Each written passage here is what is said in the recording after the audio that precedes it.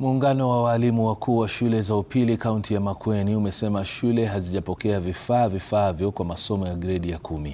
Mwenyekiti wa muungano huo amesema pia mgao wa fedha walizopokea ni kidogo mno. Wakati huo huo, seneta wa Makueni Dan Manzo ameikosoa serikali kuu kwa kuendelea kutuma kiwango kidogo tu cha fedha za kufadhili masomo katika shule za umma, hali ambayo inaendelea kulemaza shughuli za shule mbalimbali za upili.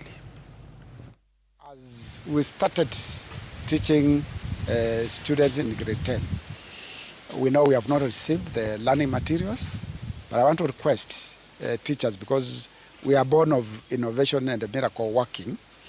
We are going to work on miracles and get the curriculum designed, get online textbooks and start teaching. Education is very key for development. And therefore, I really want to plead with the government. Release the capitation money in total. Principals are suffering. There is no need to release in small bits. And then, parents are aware that there is free education in the country. It is becoming very difficult, and we really want education to flow.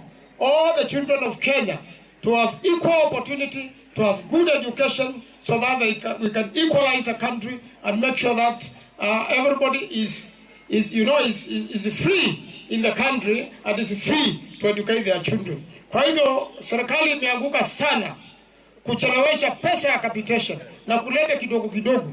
6,000 haiwezi endesha shule kubwa ambazo ziko na wanafunzi wengi na ambao wanafaa kulishwa vyema na kusoma vyema.